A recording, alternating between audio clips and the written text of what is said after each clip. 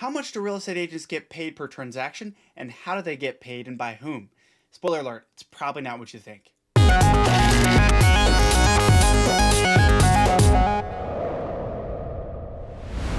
Hey, welcome back to my channel. I'm Charlie Cameron, a realtor, investor, and international team leader here at eXp Realty with the goal of helping as many real estate agents as possible create exponential growth in their business and create a high-quality freedom lifestyle through real estate while they sell real estate.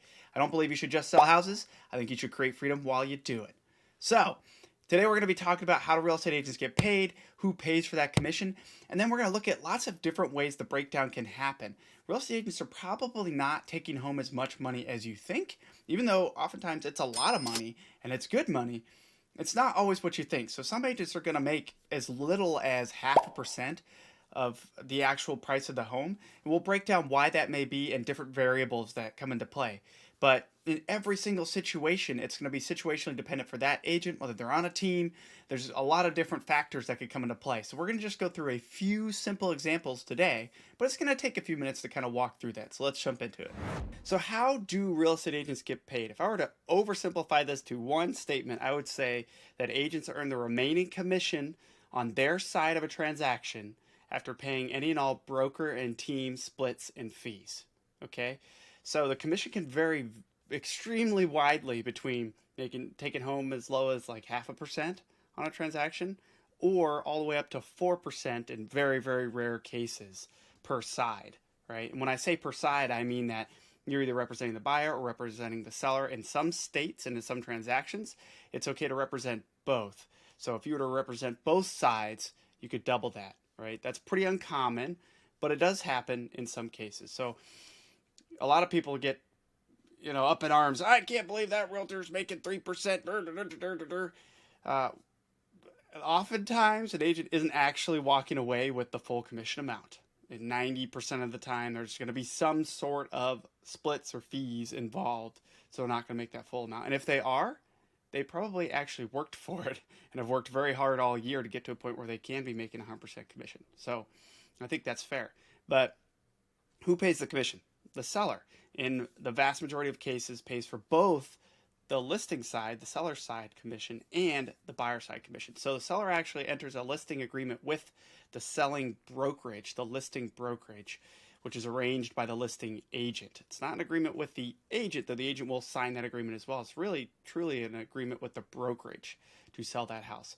And so that agreement includes the total commission amount that will be paid to the seller and buyer side agents or brokerages upon the sale. So I should say brokerages because then you apply splits. So let's take a look at this. So here's an example. I'll make my big old head smaller. All right. So let's say this house is under contract with the listing brokerage to sell it for $400,000. So the commission to the listing brokerage is going to be, let's say it's set at 6%, which is what was agreed to. So that's $24,000. That will come out of the seller's proceeds from the sale. So whatever the seller's going to take home is going to come out of that piece. And then of that $24,000, let's say it's a 50-50 split between the brokerages on the buyer side and the seller side. So that's $12,000 to each brokerage. So the listing brokerage starts with that $12,000. They're going to keep their splits and fees that they have arranged and give the rest to the agent on that side. So the listing agent, let's say it's an 80-20 split brokerage, and they haven't capped, so they haven't paid a certain amount into the brokerage that year and gone to 100% commission. So they're still paying 20% commission to the brokerage, keeping 80%. So that's what this split fees is. So if they're keeping 80% of $12,000 is $9,600, almost 10 grand, which is pretty awesome, right? Now on the buyer's side, it's literally the exact same thing. Okay, so start with $12,000.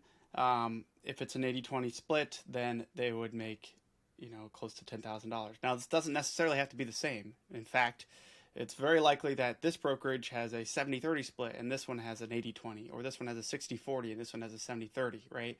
So it's very, very likely that the two agents have different take-home pay at the end of the day. Okay? So look at this another way. The way to look at how an agent gets paid is look at the sale price times the total listing commission amount listing percentage, and that gives you the total commission amount.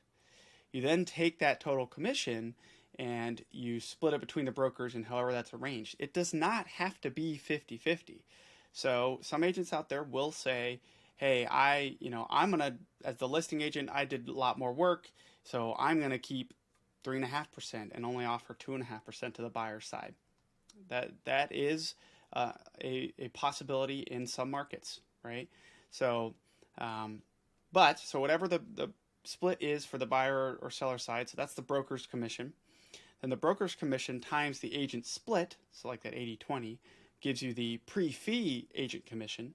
And then you take that and you subtract any additional fees per transaction, and you come up with the commission to the agent. So to step through that same example again, $400,000 home times 6% is $24,000, so a 6% agreement. That's split 50-50 between the two brokerages. In this case, so $12,000 per brokerage, and then you take that times the 80% to the agent, that's $9,600. And for example, at EXP, I pay, before capping, $65 per transaction. So before capping my E&O fees. So I end up with $9,500 in this example. So that's essentially how it breaks down. So, but there's lots of variables I want you to think about. The commission agreed to can vary. So 6%, there is no standard commission. So while 6% may be more common, there's no such thing as a standard commission. So it could be 5%. It could be as low as, I've seen even lower, 4% in some cases. Even lower is kind of crazy depending on the price of the home. But there's 7% commission out there even. So they agreed to commission amount can vary. The split, like we said, can vary. The listing side may get more, because when is a listing agent going to give the buyer side more? Right?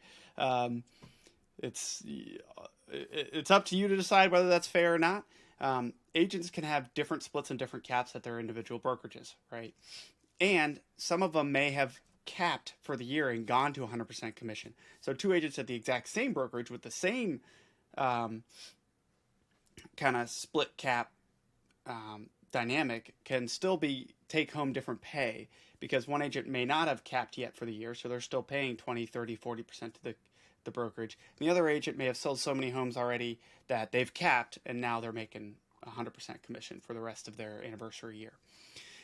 So the agents can cap at different times, right? Broker transaction fees can vary. So, you may have hundreds of dollars per transaction. You may have just a handful of dollars, like we pointed out, that's 65, right? I'll always have $25 per transaction. It's just kind of one of the review fees at my brokerage. And then referral agreements. So let's say but we're not talking about teams. Let's just say, Judy knows someone moving to my area. She throws that client to me. We go close the home. I usually give 25% back to Judy. So I give that 25% away, and then that remaining 75% then gets applied all these numbers to, right? So then my commission split would come into play and those kinds of things. So this doesn't include any other operating expenses as a realtor. I've got videos on those, check those out. But monthly brokerage fees, MLS fees, lockbox fees, realtor fees, signs, cards, marketing, whatever. This doesn't include any of that. I did not include office, desk, or franchise fees, which most traditional brick and mortar brokerages do still have. So I just ignored those for these examples, but you can just kind of factor them in as the split amount if you want, mentally speaking. So let's do a variable here. Let's say there's less commission on this sale, the same home, $400,000, right? Let's say it's just a 5% agreement. In a competitive environment, agents may be willing to lower commission in order to get listings. So $20,000. So you just take everything. You take that split 50-50, $10,000, 80-20. So they make $8,000, and we didn't include those, any transactional fees that there might be, right? Typically, it won't be that much. So we're still looking at a ballpark of $8,000. What if the brokers have different splits? So let's go back to 6%. So we're now looking at $24,000 split 50-50. So $12,000 for the listing brokerage, $12,000 for the buyer's brokerage. The 80-20 agent is still making $9,600 because they haven't capped. And the this agent over here is paying a 60-40 split to their broker. So they're going to end up with, $2,400 less. They're going to end up with just $7,200 at the end of the day. And that remaining amount, the, $4,800, is that right, goes to the brokerage, right? So, and then this is a team split. So some agents choose to be on teams. The advantage there is generally some sort of lead generation will be provided, or some other form of support and additional training support, those kind of things. So on a team, you'll have an additional split on top of the broker split. So let's say, same example, $400,000 house, 6% commission, $12,000 per side. Let's say that the team splits are also 50-50 with the agent. So there's $12,000 that first goes, you kind of start at the team level and then break it down to the brokerage level. So $12,000, $6,000 is going to go to the team, usually the team leader, and then they'll pay any splits to the brokerage individually that you are both a part of, right? So they'll pay whatever to the brokerage and keep the rest of whatever they're owed. And then on your side, you'll still pay your split on that $6,000, right? So $12,000, we split it between the team and the agent, and then you'd pay the 20% split on that, so you end up with $4,800. Again, the advantage here is that they may give you leads. Generally, you still have to do a lot of follow-up with those leads, so it's kind of up to you to decide whether that's value add or not. A lot of agents choose to start on local teams because they can kind of get their feet wet, but earn a lot less commission. I will say, until you learn how to generate leads yourself, you're always going to be dependent on something or another. But if you really want to scale a business or build a team yourself, you have to learn how to lead generate. So that's the most important skill in real estate is learning that piece. Now, buyer's brokerage ends up with the exact same thing. Let's say, because the buyer's agent, let's say, is not on a team. So two agents, this agent made half what this agent made, which is interesting, right? Now, most teams require you to pay the team split, whether it's your lead or not. So even if you brought your friend who, your next door neighbor and sold their house, you'd still have to pay that team split whether you got the lead from them or not. That's usually the sticking point. I don't do that with my team. If it's their lead, it's their lead. I'm happy to still support them. But I think that's kind of a more fair split or concept, right? They only pay a split if it's a lead I give them. Now, one more example, I think, if the agent has capped, so at EXP, it's a $16,000 cap every year. So once I've paid out of my 20% split $16,000 to EXP, then I cap and go to 100% commission, and all transactions after that I earn 100% on. So let's say, same example, $400,000. Oh, we did 5% commission this time, so $10,000 per side. All right. On this side, the agent hasn't capped yet, so they're going to pay $2,000 or 20% to the brokerage and keep 80% or $8,000. So cool. But this agent has capped, so they're making an extra 20%. They're making an extra $2,000 per transaction after that, which is pretty sweet, right? So it's good to have a low split or a low cap. That way you can hit that cap quickly and then go to 100% commission for the rest of your anniversary year. Now, some key takeaways to remember here. The seller pays both sides of the commission, and that comes out of the proceeds of the sale. The commission can vary widely based on agreements, splits, fees, everything we just talked about right there, right? Whether there's teams or not, whether there's a referral or not. So lots and lots of kind of dynamic pieces to how much the commission will actually be on a sale for that agent. And then individual agents tend to take home much more than team agents. But again, you have to learn how to lead gen, and that can cost time and money. And then agents keep more once they cap, and we talked about that. So what about other models? So most brokerages, traditional and newer age brokerages, are the split cap model of varying degrees. There are some fee-only brokerages that charge a few $100s to $1,000 or so per transaction. And so that sounds better in your head, right? So why aren't most agents at fee-only brokerages? I think we need to kind of air that right here, is because, with that low of a fee, there's not much the brokerage can provide in terms of tools, support, training, mentorship, coaching, lead gen, marketing. That list continues, right? So there's not much that brokerage is actually bringing in to be able to pay out to you and still profit, like provide value to you and still profit. So overall, it's a massive lack of value at those types of models, the lack of support that you really need to succeed and do great things in this industry. Personally, I can't name any top agents that are at fee-only brokerages. If you know any, drop them in the comments so I can learn too. But I think there's a pretty obvious reason for that. I know a lot of people who've said, I'm going to save money. I'm going to make so much more. And that's just really a kind of not a abundance mindset, right? It's a scarcity mindset. And those people don't actually end up doing a whole lot because they're not getting the training they need, the marketing they need, the lead gen they need to grow a real business.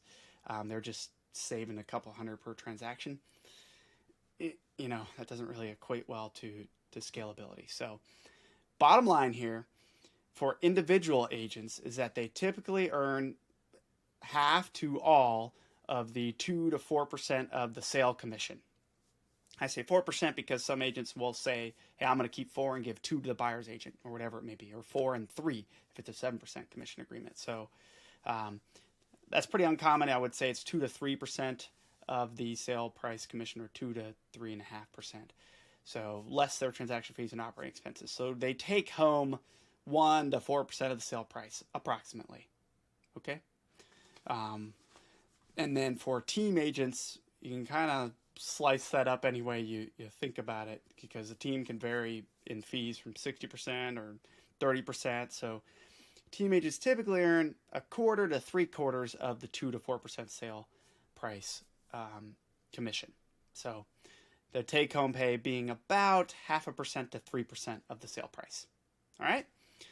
So you can kind of think of most commissions are going to end up somewhere in the middle of these, probably closer to the 2.5% and the 1.5% to 2% on the team side.